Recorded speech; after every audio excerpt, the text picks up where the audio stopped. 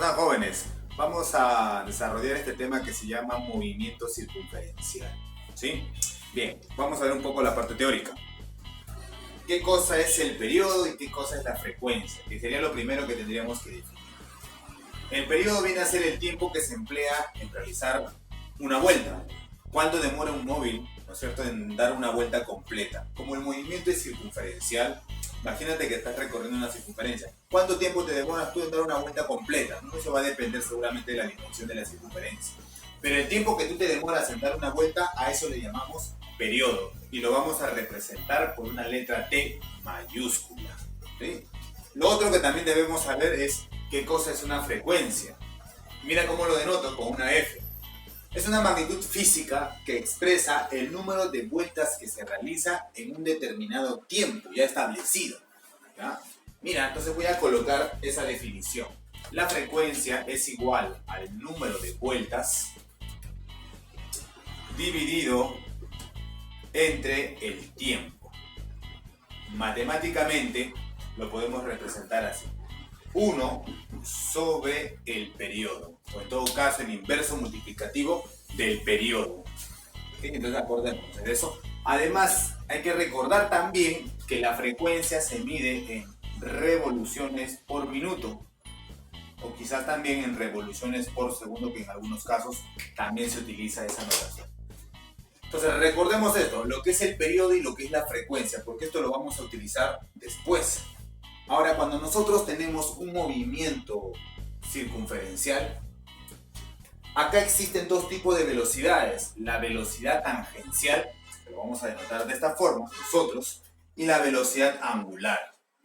La velocidad tangencial también le llaman velocidad lineal. Mira este gráfico. Tu recorrido, el recorrido que vas a realizar va a ser una circunferencia, en una circunferencia.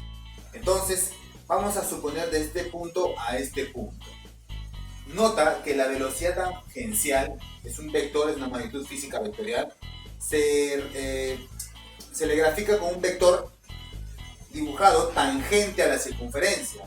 A este le voy a llamar v sub t, que sería pues la velocidad tangencial. Aquí también. ¿Sí? En este caso viene a ser la misma velocidad porque yo voy a considerar que mi velocidad es constante. Y ahí vamos a ver después las leyes del movimiento circunferencial uniforme. Entonces, mira, la velocidad de aquí hasta acá es la misma y ha recorrido este espacio, mira, S, ya esta longitud S. Obviamente también acá hay un ángulo, cosa que no voy a analizar en este momento, ¿ya? Pero hay un ángulo, obviamente. La velocidad tangencial se refiere a esta velocidad graficada tangente a la circunferencia y que recorre este espacio, ¿no? Este espacio lineal acá. Vamos a decir entonces que la velocidad tangencial es igual a ese espacio que se recorre, S, en un respectivo tiempo. ¿Estamos? Ahora, acordémonos de esto, ¿eh? La velocidad es igual al espacio recorrido sobre el tiempo. Eso lo tenemos por mr1, ¿cierto? Lo mismo, estoy explicando lo mismo nada más. Solamente que en este caso ya no es rectilíneo, sino es una curva, es un arco, ¿no? Recordemos además esta formulita, la longitud de arco. Estamos hablando de la longitud. La longitud de arco, este tema lo has visto en longitud, en trigonometría, ¿no? Se llama longitud de arco. La longitud de arco S es igual a el ángulo, ¿no?, por el radio. Eso hay que recordar. Eso voy a reemplazarlo aquí. Teta multiplicado por el radio. O sea, en vez de colocar S, voy a colocar teta por radio. Y el tiempo, ¿cierto? El tiempo. Con respecto al tiempo, voy a hacer lo siguiente. El tiempo yo lo voy a considerar como n por t. T viene a ser el periodo, recuerda, el periodo. Y n la cantidad de veces que hace ese periodo. La cantidad de veces que hace ese periodo. Es decir, una vuelta completa lo hace en 5, 6 o en cuánto tiempo lo hace. ¿Me entiende? Eso vendría a ser mi tiempo total. Así que mi tiempo lo voy a representar en una cantidad multiplicada por el periodo. Además de eso, para tener sentido, recuerda que n es el número de vueltas, ¿cierto? Por el periodo. Teta lo voy a representar. Teta vendría a ser una relación de 2pi, porque es una vuelta, ¿no? Una circunferencia 2pi. Pero 2pi por n. Multiplicado por la razón. 2pi por n viene a representar mi ángulo. Mi ángulo de repente es pequeño o mi ángulo es un poco más grande. Ahora, ya que tenemos esto, me doy cuenta que abajo también es n. Ojo, repito, mira, en vez de θ he colocado 2pi por n. Este ángulo puede ser varias vueltas, entonces por eso pongo 2pi por n, por la misma cantidad de vueltas. En este caso yo noto que puedo simplificar el valor de n, que vendría a ser el número de vueltas, y me quedaría con 2pi por r. Entonces la velocidad tangencial viene a ser igual a 2pi por el radio por 1 sobre t, porque a t me queda todavía, ¿sí o no? T como denominador, 1 sobre t. Y recuerda que 1 sobre t aquí es igual a la frecuencia. A donde quería llegar es a esto, ¿no? Que la velocidad tangencial yo la puedo determinar de esta forma. 2pi por el radio por la frecuencia. ¿Ya? Esta sería nuestra fórmula para la velocidad tangencial. Obviamente no sería la única, ¿no? También hay inversión del periodo. Pero se entiende cómo llegar a eso también. Lo otro que deberíamos también conocer, aparte de la velocidad tangencial, es la velocidad angular. Esta también es una magnitud física vectorial, pero está relacionada con el ángulo. ¿Ya? Con el ángulo. Obviamente si tiene un sentido antihorario u horario, va a depender para dónde va el vector. Pero se va graficada en el centro. Entonces, si va a depender del ángulo, entonces le voy a denotar como W la velocidad angular. Esa velocidad angular viene a ser el recorrido angular θ sobre un respectivo tiempo. Y de la misma manera, en vez de colocar θ, voy a colocar 2pi por n.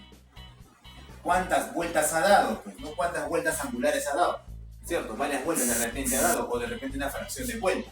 Y el tiempo, igual como en el caso anterior, n por t, ¿no? El número de vueltas por el periodo, ¿sí? Aquí notamos entonces que se puede cancelar nuevamente n y me queda 2pi multiplicado por 1 entre t. 1 entre t es la frecuencia. Así que la velocidad angular es 2pi por la frecuencia. Obviamente se mide esto en radianes sobre segundo y aquí pues metros por segundo, o depende de la longitud que haya, ¿no? Listo. Entonces lo que tú tienes que recordar, querido alumno, es esta, la fórmula, ¿ya? La velocidad tangencial 2pi por r por la frecuencia y la velocidad angular 2pi solamente por la frecuencia. Entonces notarás a simple vista que hay una relación. Hay una relación entre la velocidad tangencial y la velocidad angular. Muy fácil de darse cuenta. Otra manera también de llegar a la relación, sabemos que la velocidad tangencial es igual, según la expresión que nosotros tenemos al principio, θ por radio sobre el tiempo, ¿no? θ por radio sobre el tiempo. Aquí está, ¿no? θ por radio sobre el tiempo, ¿no? Es tiempo. Esta expresión que está aquí, θ sobre t, vendría a ser igual, pues, esta de acá. Mira, la velocidad angular.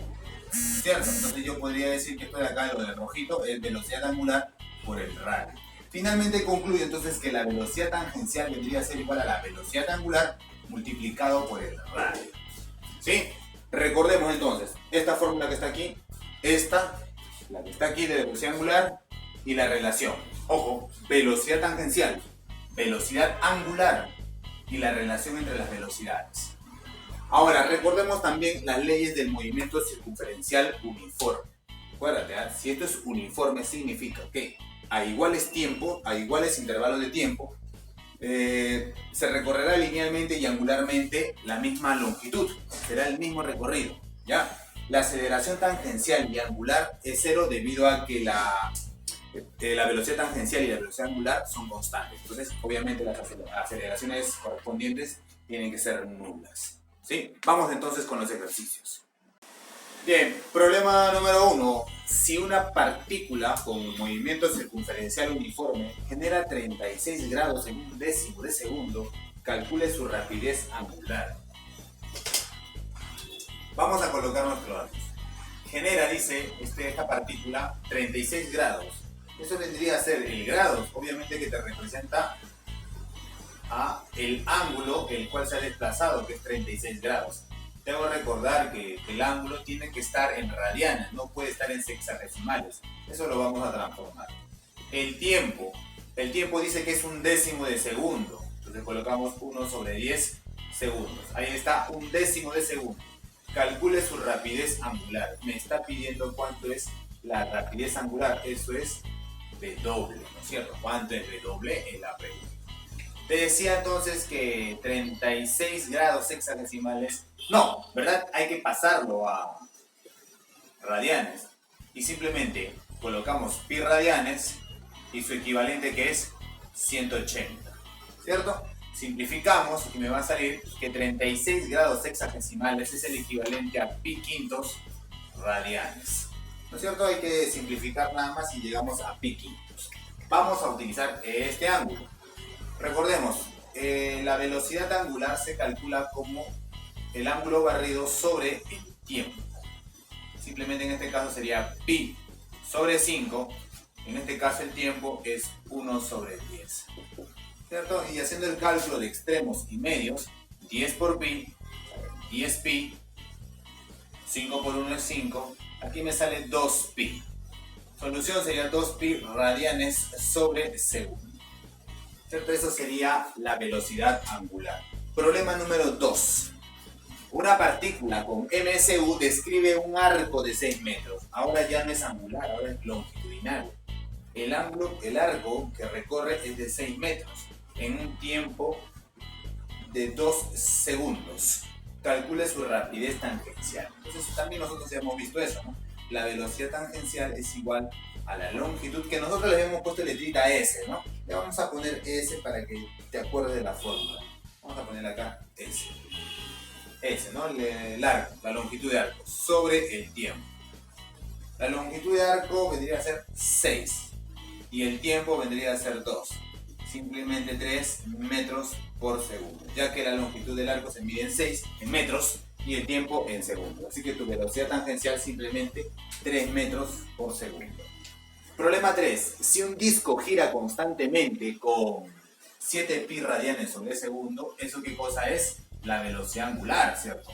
7 pi radianes sobre segundos. Durante un tiempo de 10 segundos. ¿Está?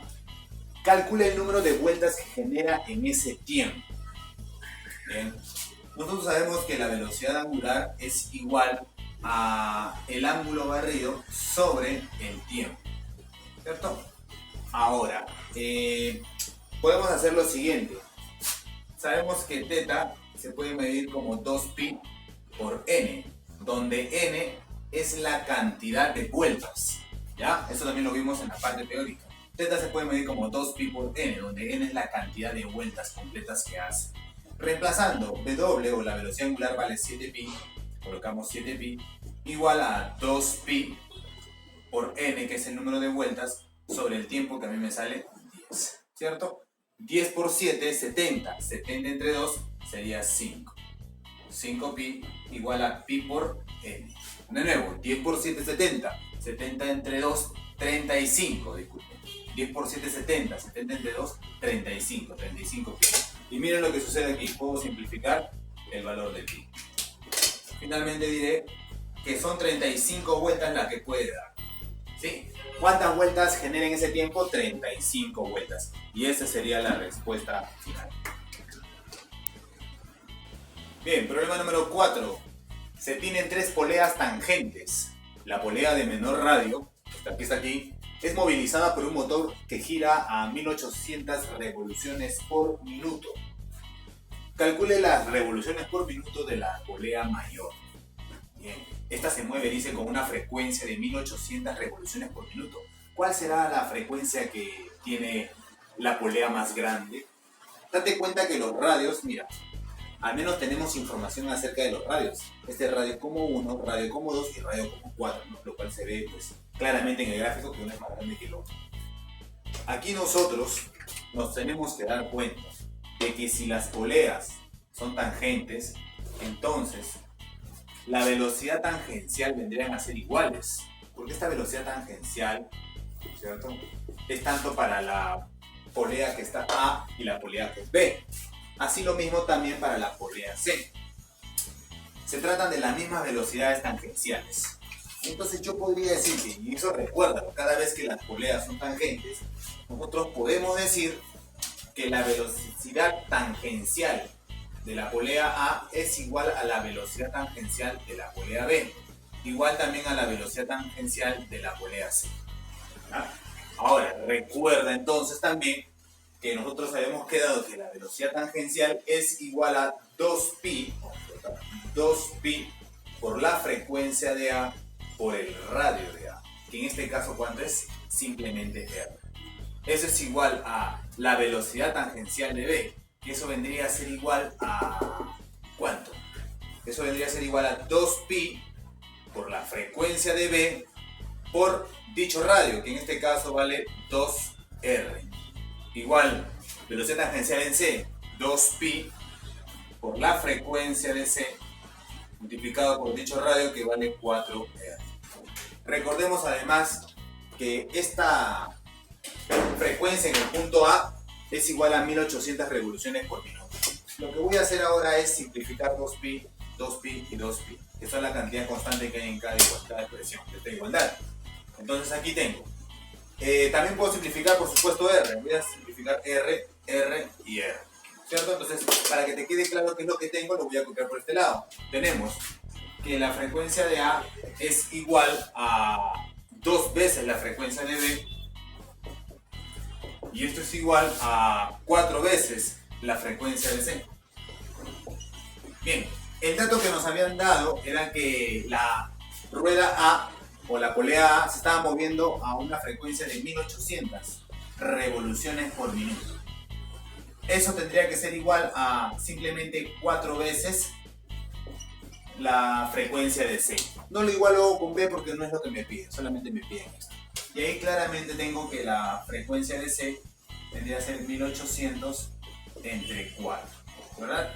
Y esa frecuencia de C tendría que ser entonces 450.